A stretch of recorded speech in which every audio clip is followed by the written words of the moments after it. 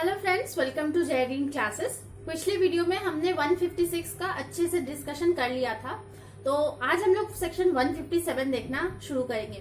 तो 156 बात करता था किसके बारे में? Police officers power to investigate cognizable case. इसमें हमने बहुत डिटेल चर्चा की थी, 2 पार्ट में वीडियो है, तो जिन्होंने नहीं देखा है पहले वो वीडियोस चेक कर लेने के बाद ही आगे सीक्वेंस फॉलो करें। अचानक से बीच में रैंडमली सेक्शन उठा के मत पढ़िए, इससे जो है अंडरस्टैंडिंग में बहुत ज्यादा इधर उधर हो जाती है। सीक्वेंस में याद रखना, एक डेफिनेट पैटर्न को याद रखना बहुत जरूरी है, तो ये सेक्शंस जो है हम लोगों को एग्जामिनेशन में याद रहेगी कि हाँ इस सेक्शन में इस चीज के बारे में बात हुई है।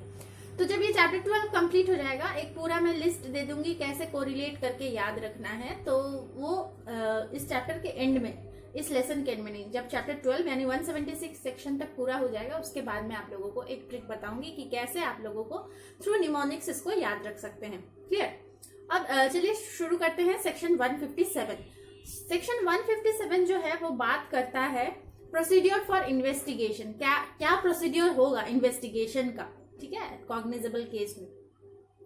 तो इसमें जो सबसेक्शन 1 है वो है कि जब भी पुलिस ऑफिसर इंचार्ज जो है आफ्टर रिसीविंग इंफॉर्मेशन, जैसे ही उसके पास किसी तरह का इंफॉर्मेशन आता है तो उसके पास रीजन होगा कि वो उस चीज की जांच करे, has reason to suspect the commission of an cognizable offence which he is empowered under section 156। 156 में वो एम्पावर्ड है तो उसका इन्वेस्टिगेशन भी वो करेगा। He shall send a report of the same to the magistrate। वो जैसे ही उसके पास इंफॉर्मेशन आएगा इस चीज का कि हाँ ऐसा ऐसा ऑफेंस यहाँ पे हुआ है, वो उस चीज को तुरंत FIR में नोट करने के बाद वो तुरंत उसको मैजिस्ट्रेट के पास इमीडिएटली भेजेगा। Immediate intimation is very important in section 157। तुरंत, इमीडिएट, बिना एनी डिले, प्रॉम्प्ट एक्शन होना चाहिए, ठीक है। वो भेजेगा मैजिस्ट्रेट के पास and shall proceed in person और shall depute one of his subordinate officers not being below such rank as prescribed by the state government। तो जैसे भेज दिया रिपोर्ट मैजिस्ट्रेट के पास कि हाँ ऐसे ऐसे ऑफेंस के बारे में जानकारी मिली है, इन्फॉर्मेशन नोट हुआ है, तो अब वो तुरंत इन्वेस्टिगेशन के लिए प्रोसीड कर सकता है, चाहे वो खुद जाएगा या तो फिर वो किसी और एक सबऑर्डिनेट को डेप्यूट करेगा जो कि स्टेट गवर्नमेंट द्वारा प्रेस्क्राइब है, उसके बिलो रैंक का किसी को नहीं। स्टेट गवर्नमेंट द्वारा जिस रैंक के लिए प्रेस्क्राइब किया गया है कि वो इन्वेस्टिगेट कर सकता है, उसी रैंक के किसी ऑफिसर को वो, चाहे वो खुद जाएगा, police officer in charge of police station चाहे खुद जाएगा या फिर किसी सबऑर्डिनेट को डेप्यूट करके उसको भेजेगा कि वो जाके उसकी इन्वेस्टिगेशन करेगा। To proceed to the spot, spot में जाएगा, इन्वेस्टिगेट करेगा fact and circumstance of the case को, और अगर जरूरी लगे तो he will take necessary measures for the discovery and arrest of the offender. ठीक है, ये ना एक पूरा लिस्ट है, पूरा एक चार्ट है, स्टेप बाय स्टेप प्रोसीड्योर है कि पहले जाएगा, फिर उसके बाद देखेगा, सर्टेन करेगा। तो ये जो पूरा एक प्रोसीड्योर है, प्रोसेस है कि पहले क्या करेगा फिर क्या करेगा, ये मैंने वीडियो के एंड में आप लोगों के लिए व्हाइट बोर्ड में एक वीडियो प्रोवाइड किया है, तो वो मैं एंड में जोड़ दूंगी इस वीडियो के बाद, तो आप लोग उससे जो है नोट्स भी लिख सकते हैं। मैंने व्हाइट बोर्ड में आप लोगों के लिए उसको समझा दिया है, तो उसके लिए परेशान मत होइए, वीडियो को पूरा देखिए, लास्ट में आप लोगों को मिल जाएगा। ये हो गया बात सब क्लॉज 1 का। अब क्लॉज 2, क्लॉज 2 के पहले सब क्लॉज 1 में 2 और सब क्लॉज है, क्लॉज ए और क्लॉज बी।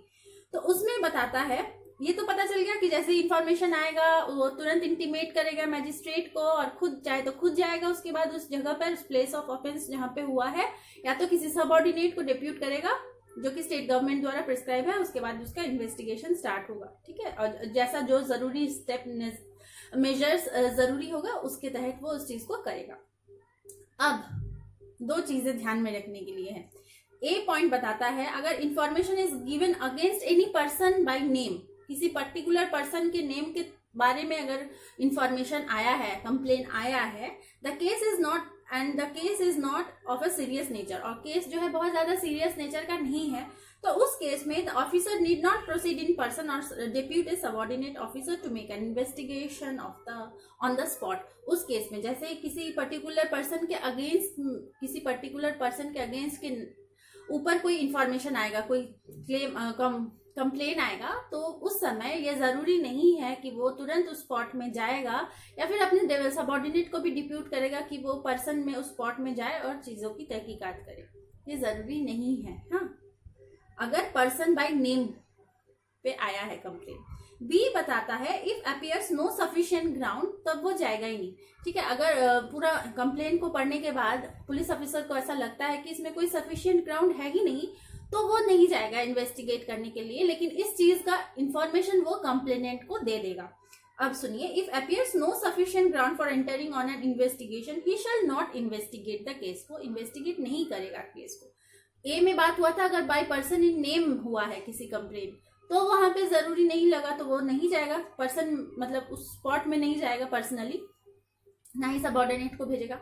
और अगर नाम के बारे में नहीं, अगर ऐसा ही कोई कंप्लेन आता है जिसको कि पुलिस ऑफिसर को लगे कि इतना उसमें सफिशिएंट ग्राउंड नहीं है कि वहां पे जाके स्पॉट इंक्वायरी करने की, इन्वेस्टिगेशन करने की जरूरत है, तो वहां पे वो इन्वेस्टिगेट नहीं करेगा। और यही है क्लॉज 2। क्लॉज 2 में भी यही बोला गया है कि अगर police shall state in his report his reasons for not fully complying. ए में जो है कि वो नाम के तहत अगर किसी का आता है तो वो अपना जो भी रिपोर्ट बनाएगा उसमें लिख देगा क्यों नहीं वो गया था, क्योंकि किसी पर्टिकुलर पर्सन के नाम के अगेंस्ट कोई कंप्लेन आया था। ये क्लॉज ए से रिलेटेड है सेक्शन। और क्लॉज बी से रिलेटेड है, अगर किसी पर्सन का कंप्लेन आने के बाद उसको अगर पुलिस ऑफिसर को लगता है कि इसमें सफिशिएंट ग्राउंड्स नहीं है, तो वो रिपोर्ट में तो लिखेगा, साथ ही साथ इन्फॉर्म भी कर देगा कंप्लेनेंट को कि इस केस में वो इन्वेस्टिगेट नहीं करेगा। Clear? Officer shall notify to the informant, जो इन्फॉर्मेंट है, if any the fact that he will not investigate the case, वो इन्वेस्टिगेट नहीं करेगा। यही क्लॉज 2 में बोला है। तो क्लॉज 1 और क्लॉज 2, और क्लॉज 1 में 2 सब क्लॉज है, ए और बी, जो मैंने अभी आप लोगों को बताया, और क्लॉज 2। अब एक इंपॉर्टेंट अमेंडमेंट हुई है 2008 में रिगार्डिंग सेक्शन 157, जो कि बात करता है procedure for investigation in relation to an offence of rape. अगर रेप से कोई ऑफेंस, रेप का ऑफेंस आता है, उस समय कुछ अमेंडमेंट हुई है जो कि ध्यान में रखते हुए पुलिस ऑफिसर को इन्वेस्टिगेट करना होगा। क्या कि जैसे ही that in relation to an offence of rape the recording of statement of the victim, victim का जब भी स्टेटमेंट लिखेंगे उसको पुलिस स्टेशन में नहीं बुलाएंगे, उसके घर पर जाएंगे, उसके पेरेंट्स की मौजूदगी में उसका जो स्टेटमेंट है, बयान, उसको लिख कर ले आएंगे। ठीक है? Statement of the victim shall be conducted at the residence of the victim, victim के रेसिडेंस में, और in the place of a choice, या फिर वो जिस जगह पर सेफ महसूस कर रही है, रेसिडेंस में नहीं, किसी सपोज रिलेटिव के घर में या किसी ऑफिस में, तो जहां पे विक्टिम चाहेगी, विक्टिम का जो चॉइस होगा वहां पर, and as far as practicable by a women police officer, और उसका स्टेटमेंट जो लिखेंगे वो वुमेन पुलिस ऑफिसर द्वारा लिखा जाना चाहिए, in the presence of her parents और गार्जियन और नियर रिलेटिव्स और social worker of the locality. अगर कोई भी उसका रिलेटिव वहां प्रेजेंट नहीं है, कोई गार्जियन नहीं है, पेरेंट नहीं है, तो जो सोशल वर्कर होंगे उस लोकेलिटी के, उसके प्रेजेंस में पुलिस वुमेन ऑफिसर द्वारा उसका जो है स्टेटमेंट लिखा जाएगा। ये अमेंडमेंट हुआ था 2008 में 157 के अंदर। अब 2 केस लॉज हैं, उसको जल्दी से देख लेते हैं। एक है ओम प्रकाश वर्सेस स्टेट, ये सुप्रीम कोर्ट का 1983 का केस है। इसमें कहा गया था कि 157 के तहत immediate intimation of every complaint या information of the commission of cognizable offence shall be sent to the magistrate having jurisdiction, जिसके पास जुरिस्डिक्शन है। इमीडिएट, अभी मैंने स्टार्टिंग में ही बताया था, इमीडिएट इंटीमेशन यानी प्रॉम्प्ट, तुरंत इंफॉर्मेशन जो है मैजिस्ट्रेट को देना चाहिए कि जो हाँ इस तरह का कोई केस या ऑफेंस का कंप्लेन आया हुआ है पुलिस स्टेशन में। ठीक है? ये है बात करता हमारा ओम प्रकाश वर्सेस स्टेट के केस में। और एक केस है अनिल राय वर्सेस स्टेट ऑफ बिहार। इसमें ये हुआ था the delay contemplated under section 157 for doubting the authenticity of the FIR is not every delay but only extraordinary and unexplained delay. Unexplained delay मतलब जो भी डिले बात की गई है 157 में, सपोज डिले हो गया एफआईआर लॉन्च करने में, कोई भी डिले को बहुत शक की निगाह से नहीं देखेंगे। ठीक है? सपोज डिले अगर रीजनेबल है, उसको अच्छे से एक्सप्लेन किया जा सकता है कि हाँ सपोज पहुंचने में देरी हो गई, उसके बाद आकर के कुछ लिखना, या फिर ऐसा सेफ जगह नहीं था, रात में जा करके रिपोर्ट नहीं दर्ज नहीं करवा सकते थे, तो ये सभी चीजें जो है वो जस्टिफाइबल है। ठीक है? उसको जस्टिफाई कर सकते हैं, उसको एक्सप्लेन कर सकते हैं। तो हर डिले को ही डाउट की नजर से नहीं देखेंगे कि इसमें कुछ मैनिपुलेशन हुआ है। ठीक है? तो यही बात हुआ है अनिल राय वर्सेस स्टेट ऑफ बिहार के केस में। तो ये दोनों केस लॉस आप लोग अपने नोट्स में लिख सकते हैं। और इसके बाद आप लोग जो स्टेप्स ऑफ इन्वेस्टिगेशन मैंने कहा था व्हाइट बोर्ड में मैं आप लोगों को प्रोवाइड करूंगी, इसके बाद आप लोग वो देख लीजिए। तो इन्वेस्टिगेशन जो है कंसिस्ट करता है 5 स्टेप में। 5 स्टेप को फॉलो करेंगे तो इन्वेस्टिगेशन का जो प्रोसेस है वो समझ में आ जाएगा। तो सबसे पहला स्टेप है proceeding to the place of offence. जाएंगे उस जगह पर जहां पर ऑफेंस हुआ था, ठीक है। प्रोसीड करेंगे towards the place of offence, जिस जगह पे, जिस प्लेस पर ऑफेंस हुआ है। उसके बाद सेकंड नंबर में क्या करेंगे, ascertainment of the facts and circumstances of the case. Ascertain करेंगे कि क्या हुआ था, क्या फैक्ट है, क्या सर्कमस्टांस था केस का, वो सारी चीजें का असरटेनमेंट होगा।